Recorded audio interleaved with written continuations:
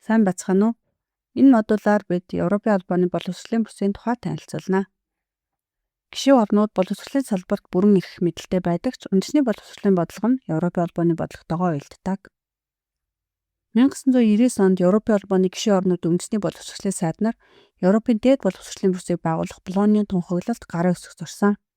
Энэхүү тунхаглал нь үндэсний дээд боловсролын тогтолцоог шинжилж, их сургуулийн боловсролыг дүүцүүлэх боломжийг олгосон.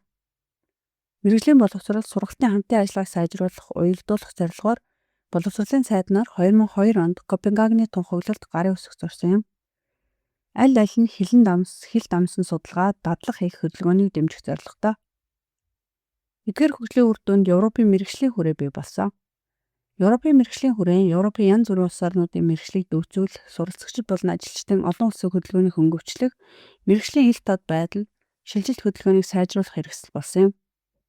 Улс бүр өөрсдийн ур чадварын үзүүлэлтийг гаргаж өгснөөр мэргэжлийн хүрээнд шатлсан бүтцийг үүсгэсэн. Үндэсний мэргэжлийн тогтолцоог Европын мэргэжлийн тогтолцоотой холбосноор өөр улс орнуудын мэргэжлийг дүүцүүлж болно.